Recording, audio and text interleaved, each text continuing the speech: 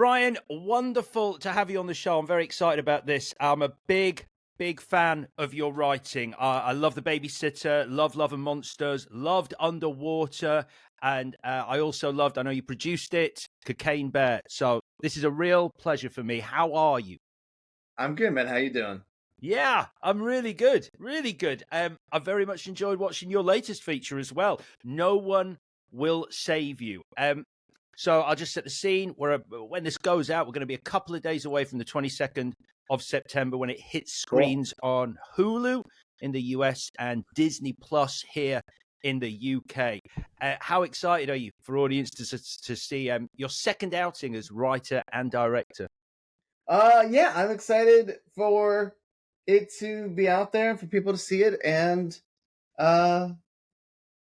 I can stop talking about it, and it's just there.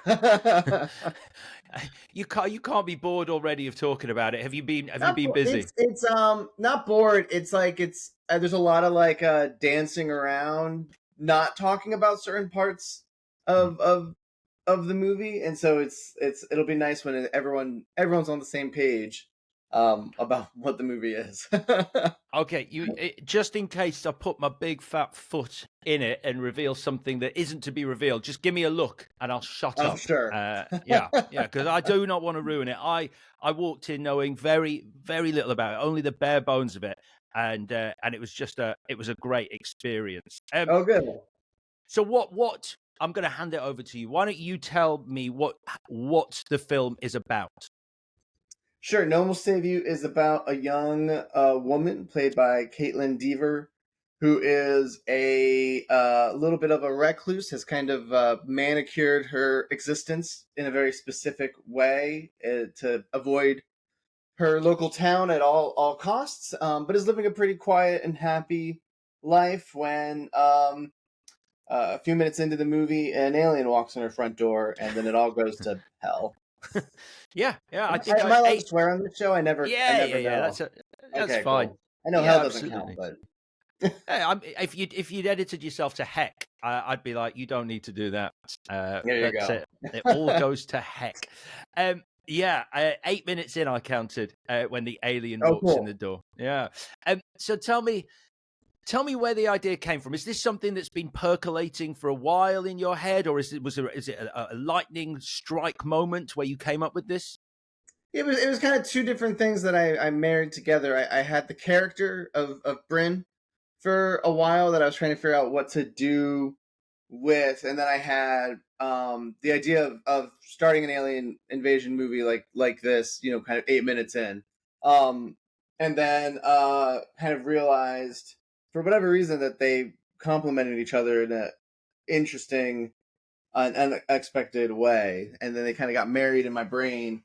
And then I wrote it really fast once that happened, but then right as we were starting to put it together, COVID hit, so then we kind of got paused for a couple of years, and then in 21 we got going again, or 22. I can't remember. It's all blurred we've all now, tried but, we tried to bury all that. We're just let's never mention the P word again. Yeah, it was. I did. I did a Netflix animated show, Cocaine Bear, and this all in a row. So it was a very intense couple of years, and so I've been on big strike nap time for the last 4 months, I guess. So I'm almost human again. So when you say you wrote this quickly, what's quickly for you? How quick is quick? Probably a month and a half. I'm slower than I used to be when I was younger, because I have a family now. And I don't pull the all-nighters like I used to be able to do. But yeah, it was pretty fast. I remember I was forever waiting for my other movie to come out, and so I was writing a lot because I was desperate to get another job, but then no one would hire me until the movie came out. And so it was a lot of furiously writing and trying to figure out what to do with my life. And to have something ready, I guess. Once the movie landed, you can go, and here's this and this and this. I've got all this for you guys. Yeah, but then COVID hit, and the movie came out in the middle of COVID, so it was uh a very weird time. I know this movie is coming out in the middle of a double strike, so I've gotten my lot in life. Yeah. How is it? How is it out there? Is it feeling? It sucks. Yeah. I mean, it's such a bummer that Caitlin is the whole movie, and she's not able to do press right now because she's standing with her union, which is I support fully. But it's she's if you've seen the movie, you know how hard she's worked on this movie. She's a producer on the movie too, and so it's and she's much better at being the face of the movie than this old nerd. So it's a bummer not to have her, but I think people can see how great she is in the movie. But yeah, I mean, hopefully this stuff wraps up soon and they give us everything we're asking for, because it's not a lot, I don't think. Yeah, it's mad, and it's infuriating, I absolutely hope you get what you want, both the actors and the writers. Let's go back to No One Will Save You. It's a movie that knows it's sci-fi, so obviously that's come from yourself. Were you a sci-fi fan growing up? Is this a genre that you enjoyed as a kid? Oh, big, yeah, hardcore. Yeah, I was a huge and am a huge nerd. I mean, Jurassic Park was the big nuclear bomb in my brain, but even beyond that, there was the original King Kong and Raiders and Star Trek, specifically The Next Generation when I was growing up. And then I just loved. I couldn't get enough of all like even both movies, books, all that nerdy. Nothing's changed. So well, there's so much in here. It's I'm not gonna lie. I needed a lie down afterwards. I needed a real moment, because it is an intense 95 minutes. It does not let up. How and challenging? 5 of those are credits. Huh? 5 of those are credits. Yeah. I was really one of my big failings, I think, is I really wanted the movie to be under 90 minutes, and I think we got to like 87 or 86 or 87, and then the credits were so long contractually because of like how the distance or how long everything has to be on screen that it went over, and it was such a like heartbreak when I had my runtime and I was just like 87, like people are gonna click that shit. And then when the credits came in, and I was like, can't the credits, because I thought I was gonna do like when the credits are all on like one card kind of thing. And then they're like, no, we have to, for union and all these different things, have it be this way. And then I was just like, oh no, I could have cut 2 more minutes. I couldn't have. I mean, we cut this thing hard, but every time it says like 93 or whatever, I'm always just like, it's really 87, but what are you gonna do? Even at 87 minutes, though, I mean, it's relentless. Like, how challenging is it to sustain that level of tension for 87 minutes? It was a lot of pushing and pulling, because I think sometimes you could cut it too hard, and it just feels like an art installation. Like you're not part of the experience. You're just kind of watching everything happen instead of being inside of it with Bryn. So that was a really fun thing that Gabe Fleming, my editor, and I worked on a lot, was always wanting it to be really relentless, but then trying to figure out the space where, look, we're lucky enough that we have Deaver, and give her the room to be Caitlin Deaver, and to show off what she can do, and some trying to make it feel like she's not like a rag doll that we're just throwing around, and could be any actor. It's it's special that it's Caitlin, and so I think it was figuring out how to make it relentless, that you were really holding Caitlin's hand in the movie and not just watching this thing bounce around on screen. I mean, I loved her. I loved her. I think I first came across her in Dope Sick. I thought she was absolutely Yeah. fantastic Oh yeah. in that mini series. Here, she's a phenomenon. I mean, it's like Yeah. it's incredible. Like the amount of empathy and the understanding you have for that character. Not that you would do this, but you could almost take the aliens out and have a fascinating. Which is, I guess, what you were saying about originally. Yeah. She was in No, another movie. I think that is what all genre movies that work need to kind of be able to do. Mhm. You know, like I think, you know, my favorite genre movies, you could like I would have watched E.T. without E.T. You know, like that watching that family, like that first 15 minutes with that family and dad's in Mexico and everything, I'm like, oh, I'm all in. And then you add the alien and it's great. Um and so I think that for me is the hope and the goal. It's like, you know, would I have booked Caitlin Dever to do this character if it was the Sundance indie drama about this girl with this troubled past kind of thing? I like to think probably because Caitlin, I think really she loved the aliens and everything, but she really loved the character, and I think that's to me the markings of a good genre movie where if you can take them out of science fiction and live with them in any genre, you're usually doing okay, I think. Uh, you've mentioned the aliens, and what I love about this is we can talk about the aliens because this is not is it aliens or is it something else? Is it in our No. head? It's like no, these are fucking aliens, and here's Yeah. one right now. So the Greys, it's your sort of it's your classic alien, the one that we know when we think aliens. We're like, oh, the Greys. Were there conversations that you had about whether you were going to do that or whether you were going to do something new with the aliens, something different? I always wanted to start with the gray for sure because I just felt like it was it's one of my favorite creature designs because it's, you know, weirdly based on fact, Yep. or at least based on, you know, the accounts in Roswell and whatever.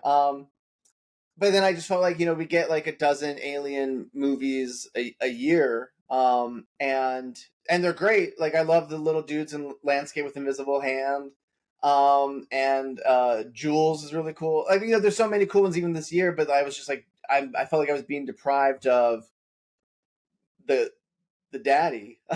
You know, Yeah. so it was. I always wanted to start there because I also thought it'd give the audience a really great opportunity. That Caitlin in the audience, 5 minutes in the movie, you see a glimpse of it, and everyone goes, "It's an alien." On the same page, done. We're not. It's not a it's not an intruder, or it's an intruder, but it's not a human intruder. And you're not like wondering if it's like a mutant or anything. It's like this is it, and then we can add bonus features, we can add subspecies, we can do all that kind of stuff. But it was like it was a really nice way to just cut to the chase, get everyone on the same page, we're in the movie together kind of thing. Yeah, I'm not touching the subspecies thing because I think that is a spoiler. So I'm gonna park that because I do love what you've done with that, and I also love how sinister they are because like these are aliens with a plan. And Yeah, like you know, they're not like the aliens from Signs, which invade a planet that's 70% water and allergic to water. And I say that with a lot of love for Signs, by the I way. love Signs. Yeah, It's great, but these aliens, the way they communicate, the sound design on this movie, oh, it's no, incredible. it's so good. Yeah, and Yeah, also the score as well. I mean, the whole thing, yeah. it's It good. was really It's important to good. us that we just made them feel like they were smart enough to build a ship that could get them here. Hmm? You know, Yep. which I feel like a lot of those movies that you kind of meet them and they're weird looking guys, and you're kind of like maybe. But really, that was something we really wanted to do. Is like it felt like there was a plan, and you know they're talking to Caitlin the whole movie. She just can't understand what they're saying, which was really fun. But Mhm. they also just the idea of like, you know, even when they're talking, Caitlin's like, "Oh, they're beyond me. I'm screwed."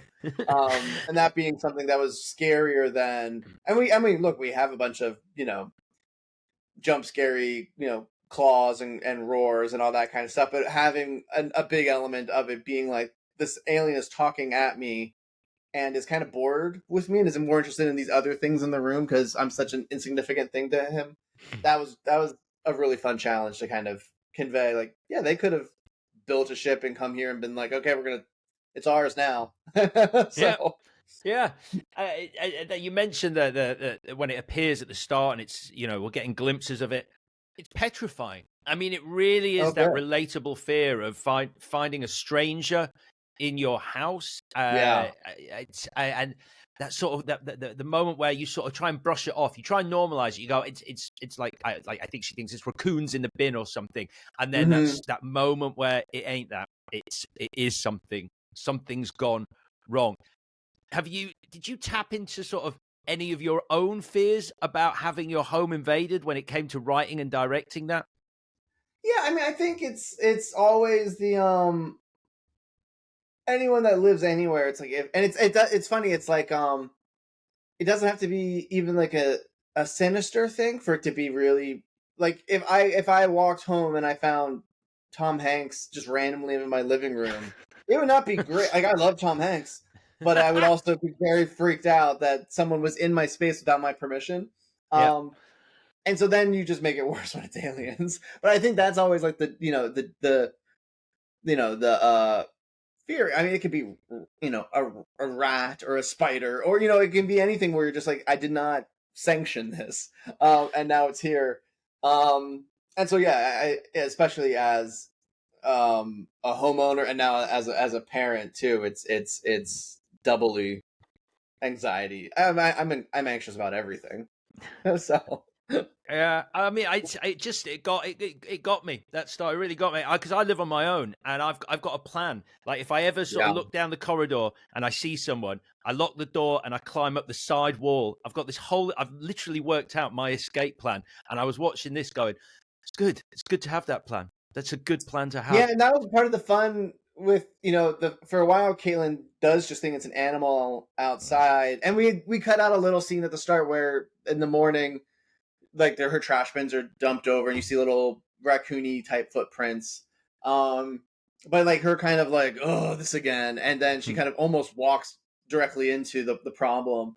Um, and then her kind of thinking, okay, it's a person, and then her quickly realizing it's a different problem, kind of really does throw any of her gamesmanship for a loop where she's like, I'm so like baffled and confused on top of being terrified that I don't my plans are all out the window.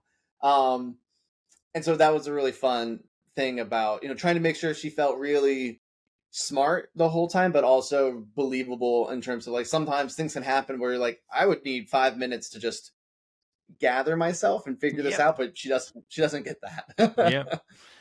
Yeah, as I said, fantastic. Caitlin Dever is brilliant in it. It's a great movie. It lands on Hulu in the US and Disney Plus here in the UK, September the 22nd. Brian, it's now time to leave this reality and enter the multiverse. We're heading for a dimension of pure film where our virtual cinema awaits. You are our guide. We are your audience. Let's go on a All right. trip to the movies. So, we push open the doors to our temple of film and find ourselves in the foyer. There's an excited buzz, as there always is in a cinema foyer, the hum of anticipation. It's your perfect cinema trip, Brian. Who have you picked, living or dead, to go with you? I picked my wife. That's So, great. yeah. You have the same taste in went movies? years without being able to go to we just kind of started being able to go to the movies again because of COVID, and then we have two kids. And so that's been really nice to kind of go to the movies again because we used to go all the time. And then we had our girl, and then COVID hit, and then we had our son, and then it was just like we were spinning out, and then the last year we've been finally able to like sneak out for movies, so we're getting back into the swing of things. Do you have similar tastes in film, or is there ever an argument about what you're going to watch? She wouldn't go for necessarily some of the more actiony things, but even like she wasn't super into horror and has been getting into horror lately. And but also she works in she's a graphic designer and a producer for movies as well, and so I think if it's something that's really well made, even if it's not her jam, she would get really excited about it. Like Spider-Verse was not something that was necessarily for her, Yeah. and she loved it. I mean, it's amazing too, but like I think just the craft of it just really knocked her socks off. And you say she's starting to get into horror. Is that your influence? Are you encouraging I'm that? sure. Yeah. Yeah, I'm sure that's me. So when you're bringing someone into the horror fold who doesn't necessarily like horror or hasn't got a lot of experience, do you start drip feeding them with easy horror, like gentle horror to begin with? Was there a I novice think level horror? really, and then character based stuff is always the hook. Like she got really into Carrie. Um, I think even when we were dating, like that was maybe the one that I was like, I think you'd really like Carrie.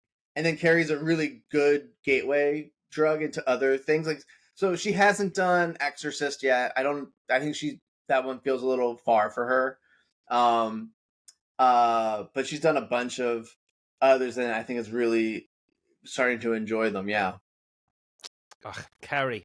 It's one of, I think, one of cinema's very few perfect films. Carrie, isn't it? It's just Yeah. wonderful, I wonderful. always feel bad to say it's my favorite De Palma because he's made so many great things, but it is my favorite De Palma.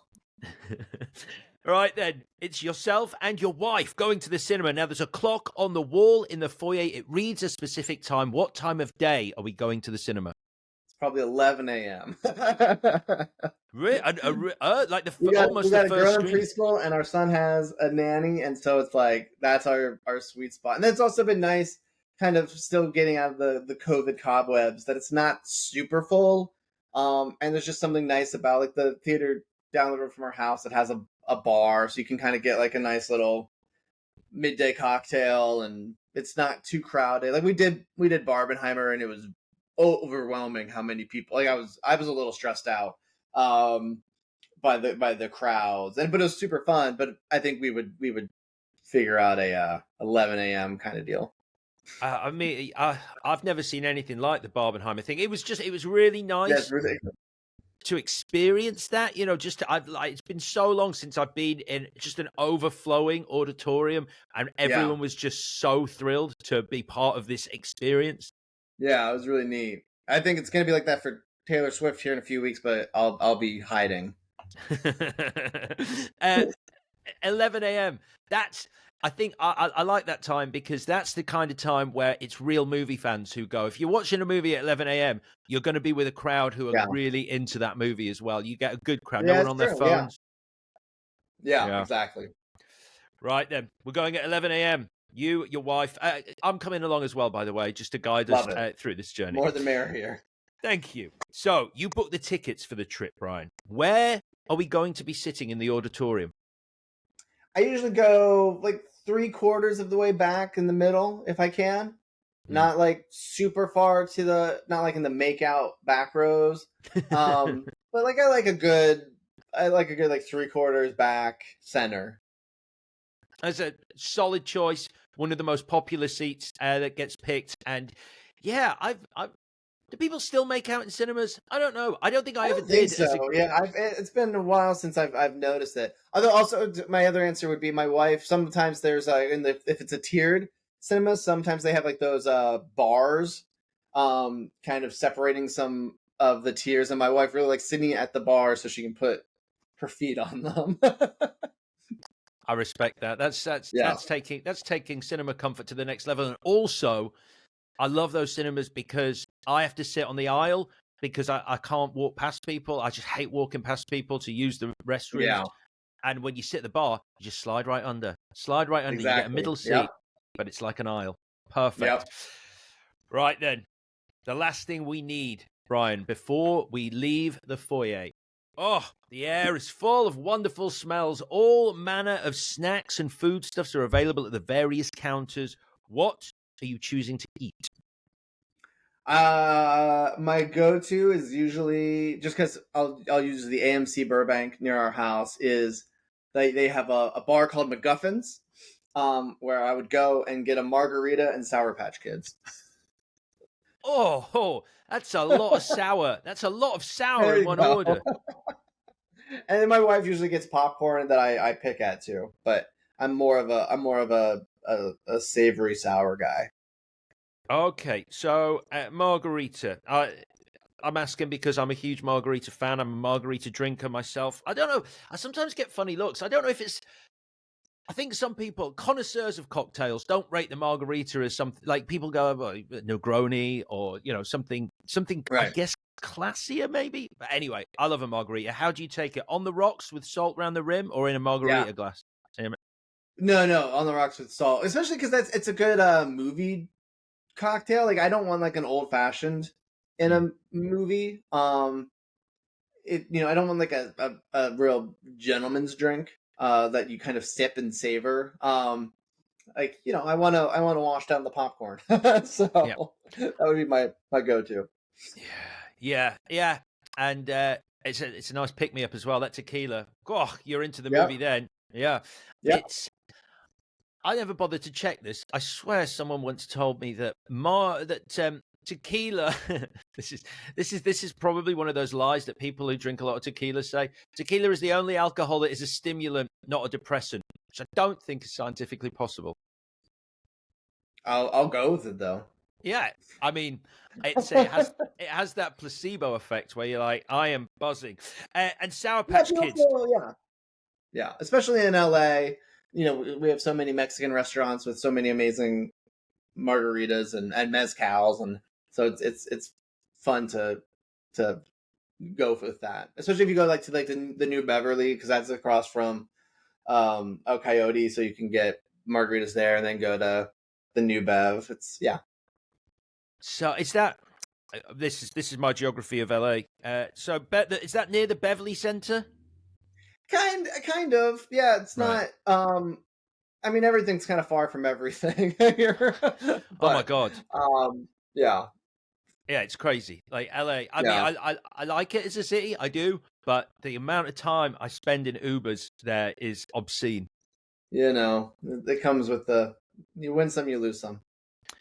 There's a great hot dog stand near the Beverly Center, isn't there? Taylor the Pup, is it called? A really old one that looks like an actual hot dog. I don't know, Taylor the Pup. Or is it called, maybe it's called, or maybe I made that up. Is it called Pink's? Oh, anyway. Oh, Pink's for sure. Yeah, Pink's is there. Yeah. That's it. Not Yeah. Taylor the Pup. Don't know where that came from. Pink's. Yeah. I was like, I've never heard of this. Yeah. Okay, so margarita and Sour Patch Kids. Your wife's going to have some popcorn. So no pizza, no hot dogs. You can get anything in a cinema now. No nachos, no nothing like that. I like keeping it pretty simple. I'm not like even the biggest food or drink guy at the movies. Like I would only do it if it's like a date with my wife. But if I will go by myself, I rarely get anything. Yeah. So I'm more pure. Yeah, pure like I hate the I know it's sacrilegious, but like I hate the Alamos here where you have like you can like they have waiters come to you and bring you food during the movies. Like I hate it. People love it, but I want to focus. It's happening over here as well, and people champion it, and they're like, "This is fantastic! I can order at my seat." I'm like, "Yeah, but I'm sitting in the cinema as well. This isn't a restaurant." I know it's such and I just don't want to like fork and knife and all that. Yeah, not my jam. All right, then. We got everything we need. Let's leave the foyer. We push open the door to the corridor down towards the auditorium. Now, the corridor's looking a little bare at the moment, so I'm going to put up posters along the wall to illustrate some of your most important movie memories. And the first poster we're going to put up depicts your fondest movie memory. It's Jurassic Park in '93. For sure. Yeah. So you saw it on its initial release, 1993. Yeah, I was 7, and I was a big dinosaur kid, and I was begging and begging and begging and begging, and then my dad surprised me, and took me, it's everything that movie is. Like it just over delivers, and so it like afterwards, I just came out a new man. Yeah. Did you know much about it? I think I was honestly. I mean, I was a kid as well. Dinosaurs, I'm sold already. But I was like, I had like notebooks with the logo on. I had so much merchandise. Oh yeah, I have all that shit still. And it was for me, it was like that was kind of when that was also the connection of someone made this. Like I don't think I had thought about that before because I got like the making of, book, and then you had all the storyboards and interviews and building the sets, and it was just like, oh, this is cool. Like, that's a job. And so here I am. It's such a movie to have watched as a kid. I mean, when I sort of try and think about it, sitting in that cinema, and I mean, I'm sure it's the same for a lot of people. That T-Rex scene is just like terrifying as well. As a kid, like, it was scary, but it was this dinosaur that you've been fascinated by and seen pictures of in books was literally in front of you on the screen. Yeah, it's really a magical thing. Yeah, great. We'll put up a poster for Jurassic Park as your fondest movie memory. Okay, the second poster, Brian, depicts your worst movie memory. I put up a poster for that? Yeah, I'm afraid so. I mean, we can put a big red line through it, or when we leave the cinema later, we can tear it down. But right now, I've got to decorate this corridor. Well, I don't want to say what the movie was, but my worst movie memory was, and I don't want to be negative about, like, oh, I saw a movie and it was really shitty, or disappointing, because I try to live an optimistic life. But a real bummer that we had, I remember, was my wife, as a graphic designer, worked on one of the biggest movies ever made, and we went to go see it, and it was great. And then we sat, as we do, through the credits to see her name, and they forgot her name. And it was a heartbreaking, because she had worked on it for months and months and months. And it was like one of those heartbreaking, like, moments where the department goes by and then she wasn't there, and and it was like such a bummer. So I'm always like, that was like the worst, where you're like, you work so hard, and then you see this thing that you work so hard on, and the whole world loves it, and then your name fell through the cracks. It was such a bummer. Wouldn't put the poster up, but I understand the purposes. That absolutely sucks. Yeah. Was it just an omission? I mean, there's just like 20,000 people that worked on that movie, and so I think it was just. I think there are a couple other names that just got forgotten, and then since then, I've met a bunch of below the line crew that sometimes it doesn't make it, and it's such a heartbreaking thing, or like their name will be spelled wrong, and that's such a shitty thing. But I don't think it's nefarious, or I don't think anyone's being an asshole. I think it's just one of those, one of those things.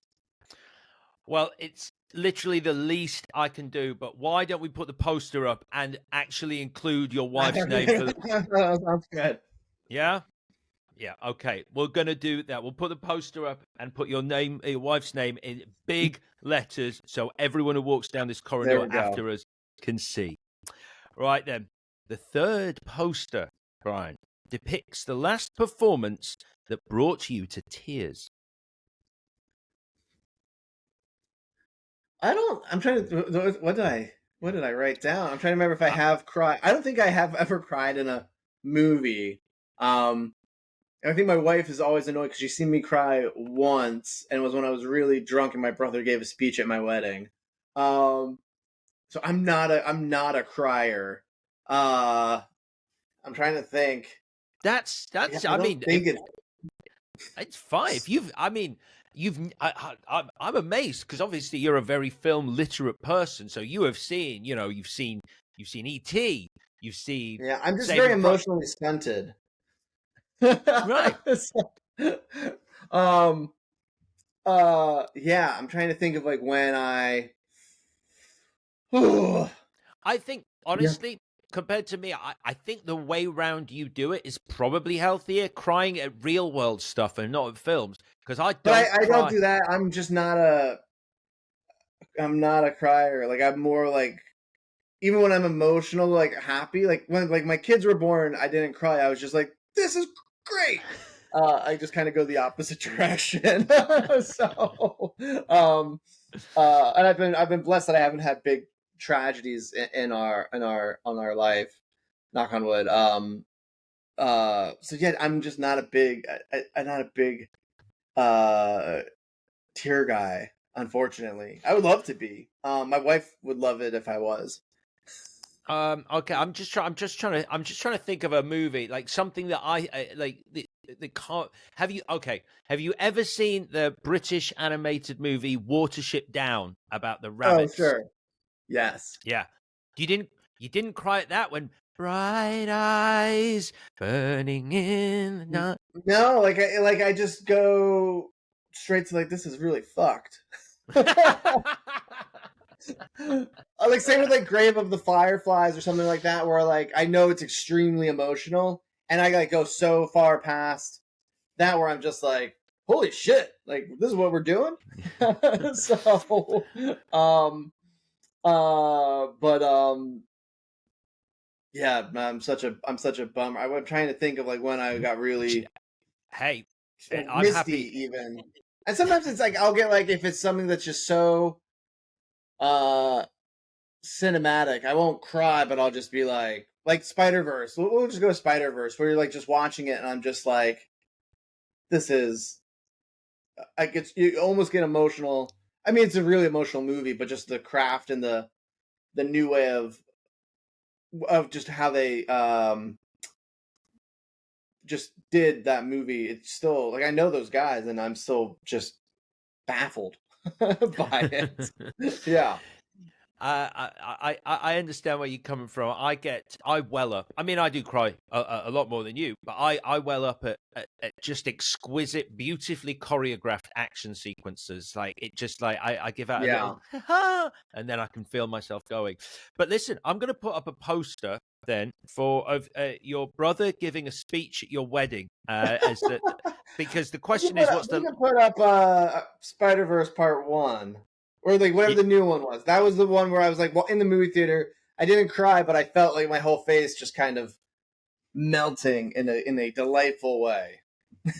All right, brilliant. Is it across? I can't remember which word it is. But I'm going to say we'll put Spider Verse Part It's the 2. one that came out in 23. The Yeah, new one.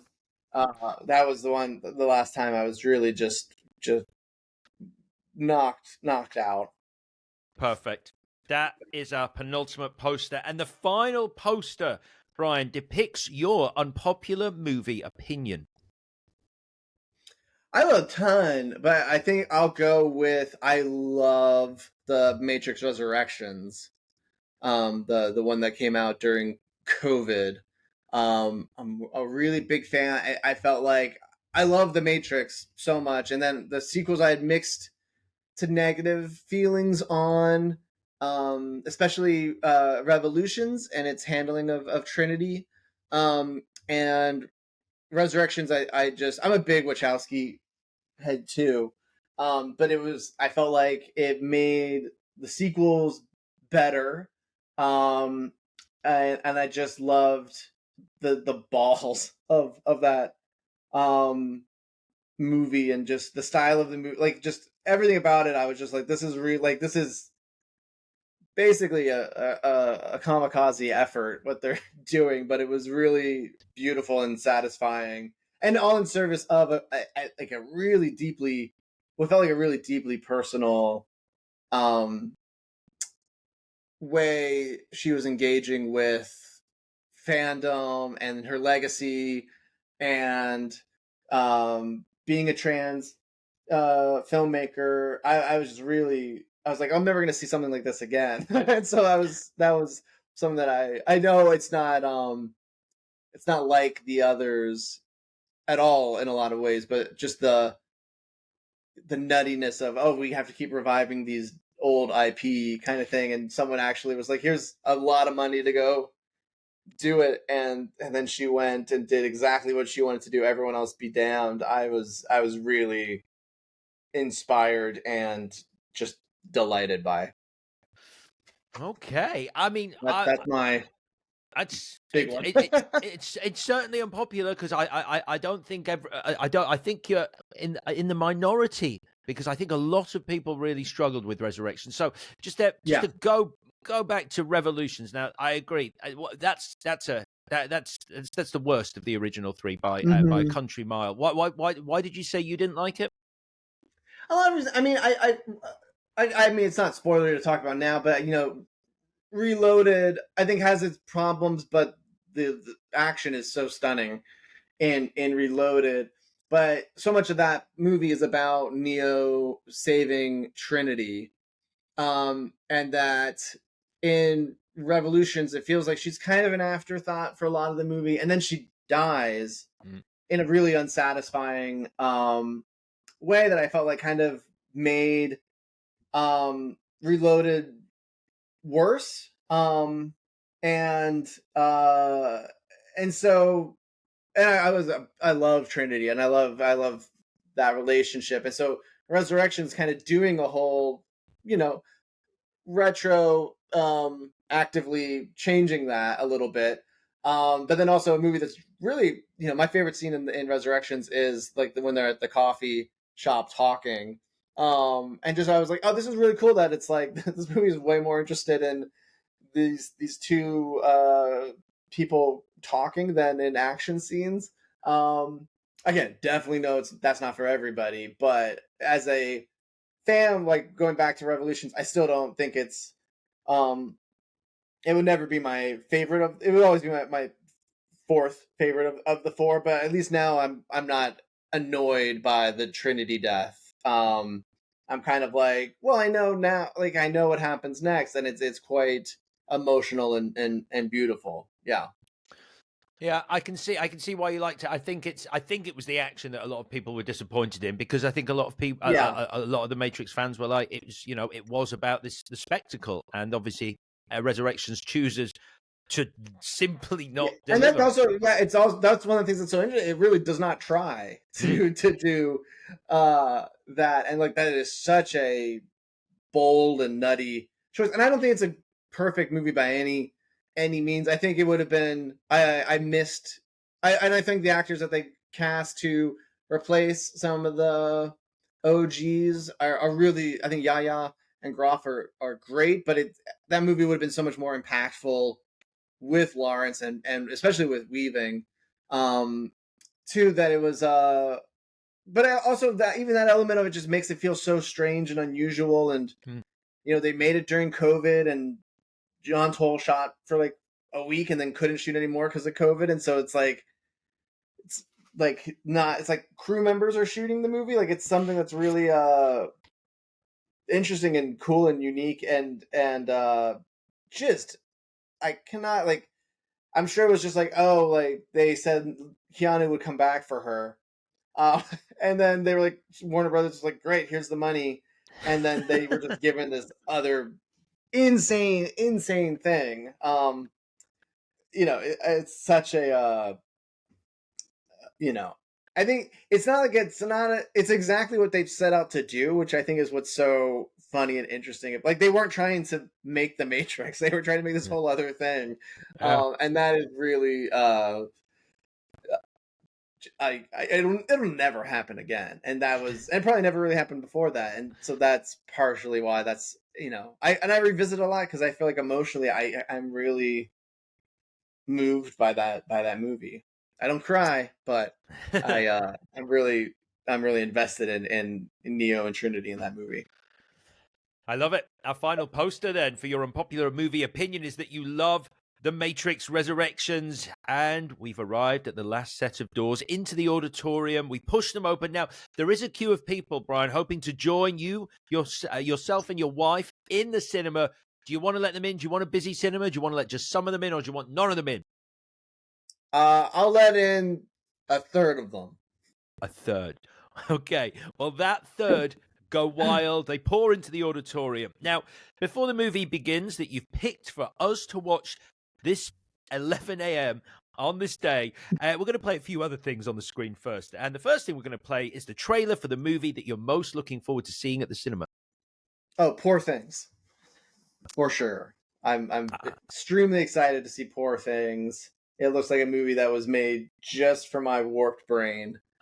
And then that was when the first trailer, and I've always really liked Yorgos, but he's never been like my number one guy. And when that first trailer dropped, I was just like, this is everything I want to see in a movie. And then all the reviews dropped, and it was a new modern classic, and I got to get my hands on this thing.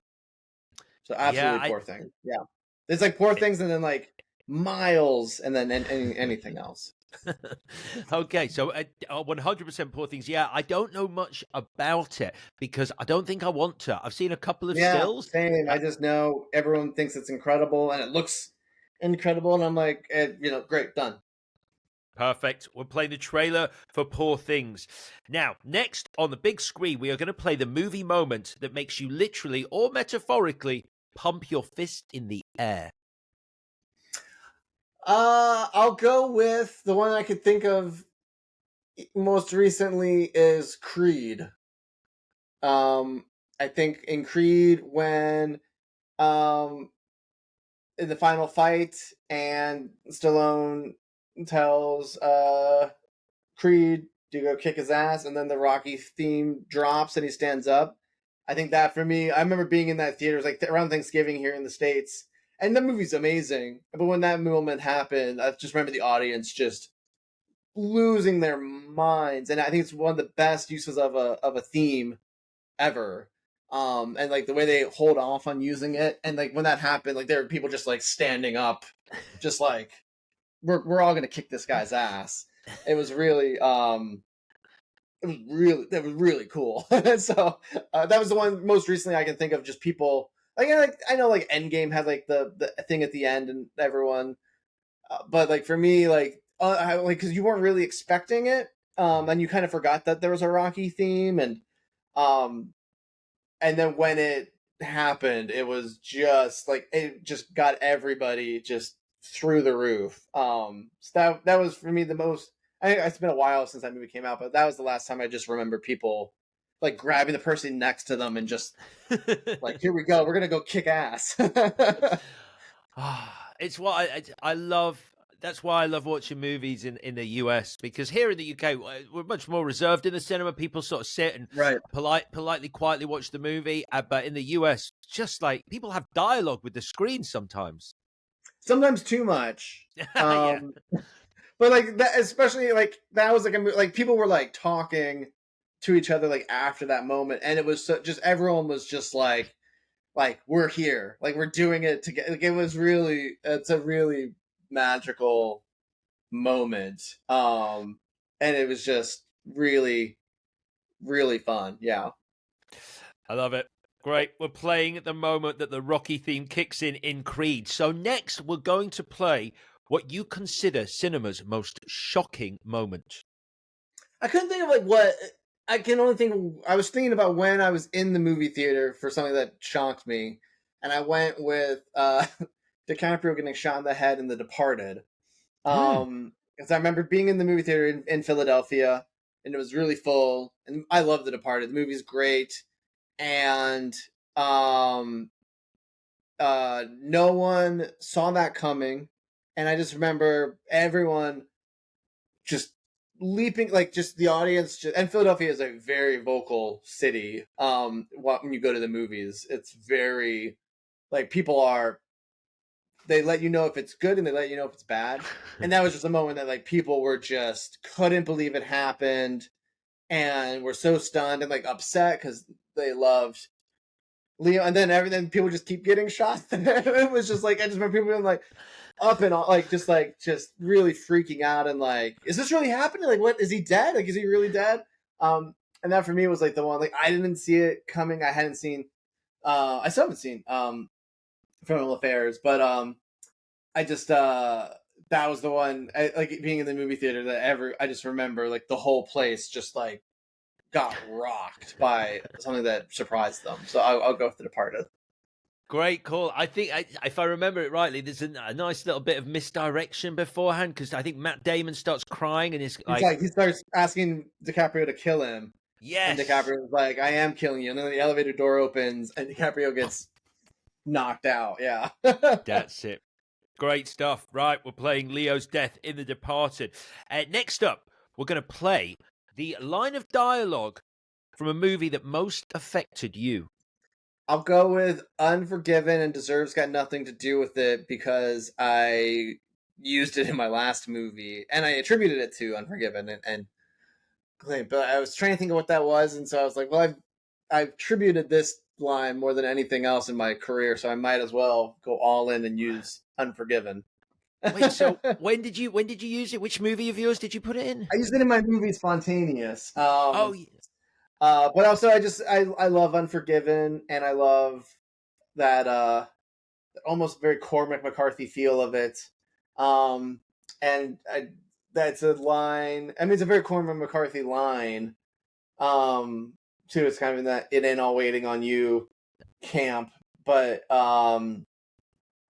that was a line that I was just kind of like, oh, that's a line to remember. Your life doesn't, sometimes these you do everything right and it doesn't really matter, and that's just part of the bargain of being alive. So it's a little bleak, but I find a little comfort in it, that it's not I can't score my way out of the curveballs. So the line is "deserves got nothing to do with it." Mm-hmm. Love it. Love it. That's great. I have a printing press in the corner of the cinema. Do you want me to print up some T-shirts for you and the guests with "deserves got nothing to do with it" on the front there? Sure. Great stuff. Love it, yeah. We'll hand those out. All right, one final question before we get to the movie you've picked for us tonight, and that is, what is the best use of music in a movie? I'll go with Under the Skin, which I've been talking about a lot because of my aliens, but I think that movie was the last time I felt like a score just instantly became like a top 10 score for me.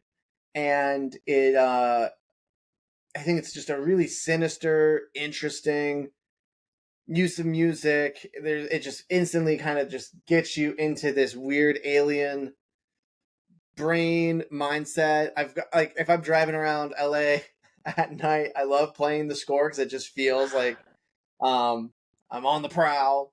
I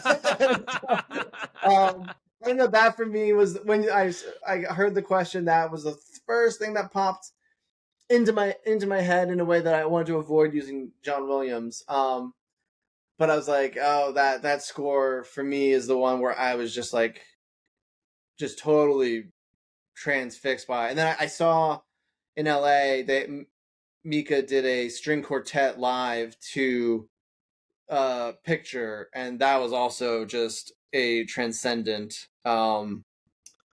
experience, because I like going to the orchestra. Like, LA has like orchestras that do movies to picture sometimes, and that's really fun. But doing the string quartet felt like it didn't quite sound like the movie, and it was raw, and it made it even more powerful and interesting. So that was, when I hear the question, that was the first thing that popped into my head. So I'm trying to go with my gut reactions. I love it. What a great choice, and what a movie. That's one hell of a movie. I mean, like, it, no pun intended, but it does get under your skin. The stuff, the imagery, the guys where they're dissolving in the thing, and it's incredible. Doesn't get better than Glazer. Yeah. I'm very excited for his movie too, but I just know it'll be less enjoyable than Poor Things, because it's going to fuck me up. Like, as long as interest, I'm like, a movie about the banality of evil. It's going to be a masterpiece, but I'm not going to feel good. Under the Skin. Wow. Gosh. This I probably shouldn't say this, because Jonathan Glazer, like you say, freaking genius. I just wish at the end of Under the Skin it'd gone back to the start. You know, where you see the guy in the van, he's like loading up like the sort of the previous alien. I'd have liked to have seen it sort of go back to that and just show that it was this constant conveyor belt, and a new girl arrive, and Scarlett Johansson's character be put in the van. But what do I know? What do I know? Right. Yeah, I know. I might cut that bit out. Is Alex telling Jonathan Glazer how to make a fucking movie? That's what's fun about going to the movies. Right then, Brian, here we are. It is time to announce to your wife and this excited 1/3 of the audience who are queuing up outside in this auditorium the movie you have picked out of all others to screen for us tonight. What are we watching? I picked Steven Spielberg's West Side Story for a really specific reason, which is that I didn't see it in theaters because it came out in peak COVID, and I had my infants, um, and it's always been a regret because I feel like I've seen every Spielberg movie in theaters since I don't remember when, and then I saw it at home, and I was just like blown away by the movie, but also knowing this would be so much better in a movie theater, and then hoping that at some point, and assuming at some point it would return to at least a theater in LA at some point, but they keep doing Tenet as like their big COVID return movie, and every time a theater here shows Tenet, I get pissed off because it's not West Side Story. So I want to see the master do his musical in a theater, and I don't care about Tenet. So I like Tenet, but I'm just kind of like, I feel like the last like year it's shown like 3 or 4 times, and I'm always just like, give it a rest. Like, come on, I want West Side Story.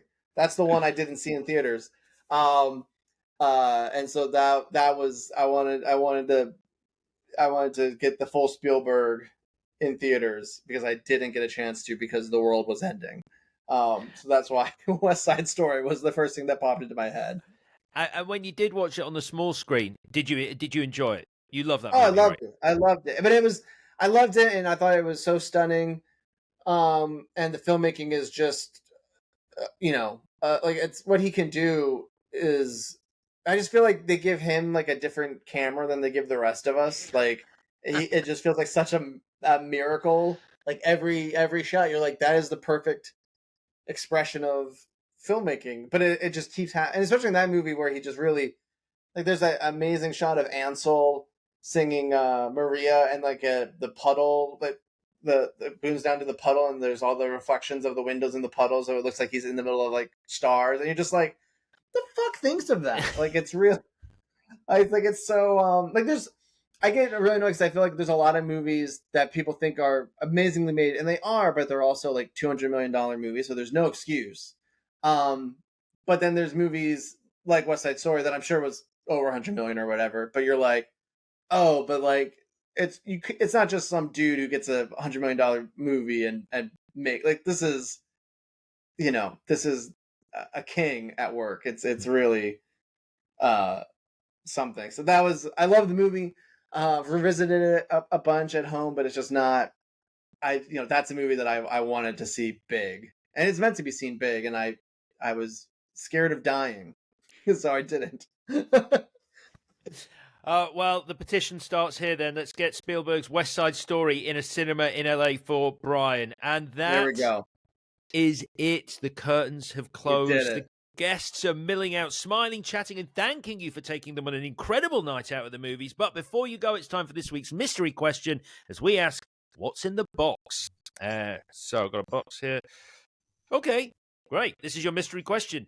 Having just written and directed an alien home invasion movie, No One Will Save You, Brian, do you think aliens exist? And have they visited us here on Earth? I will say I assume that they must exist because the universe is infinite, and it would be a bummer if we were as good as it gets.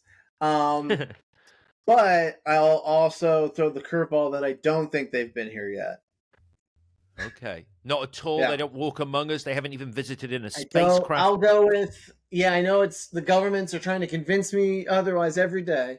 But I'll go with that aliens exist, have not reached these shores as of yet. Okay. I remember when the X-Files first aired, there was a conversation going around going, they're doing this because they're about to tell us that aliens exist, and this is I get that all there's a whole TikTok thread where there's like a conspiracy theory about like September 22nd is when the governments are announcing shit, and the movie is like made to ease us in, and I'm like, that would be baller, but it's not. I don't think it's true. I've been getting a bunch of. I get that, and I get a bunch of like, this is prepping us for the rapture, and I was like, there's no as a kid who grew up very conservative. There's no correlation between aliens and the rapture, but the internet's a strange place, man. Oh man, I didn't realize you were getting it as well. That's crazy. So Yeah, I've been people getting are, it a ton. Yeah. But also just oh, because we had like the Mexican mummy babies a couple days ago. Like it's just the government, and then NASA had their document that came out yesterday. So it's everywhere, and it's nice because my actor can't promote the movie, but the government can apparently. So I'll take it. Oh, Brian, that's it. Your taxi's arrived to ferry you back to reality. But before you go, let's recap your perfect night out at the movies. You are going with your wife during the day, specifically at 11 a.m. You're sitting in the center, 3/4 of the way back. But if the bar is in the cinema where your wife can put her legs up, you're sitting there instead. You are having a delicious margarita on the rocks, salt on the rim, and some Sour Patch Kids. Your wife may have some popcorn, and if she does, you will have some as well. We're putting up posters as we walk down the corridor. The first poster is your fondest movie memory, and that was watching Jurassic Park age 7. The second poster is your worst movie memory, where some idiots forgot your wife's name in the credits of a movie she worked on. The third poster is the last performance that brought you to tears. After some consideration, we're going with not tears, but slightly misty eyes and the Spider-Verse sequel that came out this year. Your unpopular movie opinion is that The Matrix Resurrections rules. We're playing the trailer for Poor Things. We are then playing the movie moment that makes you pump your fist in the air, which is when the Rocky theme kicks in Creed. The most shocking moment in cinema for you is Leo being shot in The Departed. The line or piece of dialogue that most affected you deserves got nothing to do with it. From Unforgiven, the best use of music is in Under the Skin. And finally, we are screening Spielberg's West Side Story so you can finally see it on a big screen. Brian, thank you for taking us on a trip to the movies. Have you had a good time? I think I'm very proud of that selection. I think that's a good night out. It's Or good morning out in my instance. it's a heck of a night out. Brian, There you once go. again, congratulations on No One Will Save You, hitting screens Thank you, on man. September the 22nd. Awesome film. Lovely to speak to you. Have a great rest of your day. Thank you You so too. much for watching this interview. I'd love it if you would check out some of the other interviews on our channel. They're all fascinating and unique trips to the movies with some wonderful, wonderful guests. And if you would like to find out more, do hit us up on our social channels. We are at Trip to Movies Pod. That's at Trip to Movies Pod on all social media with lovely content on there. And you can get in touch with us if you so wish. Thanks again.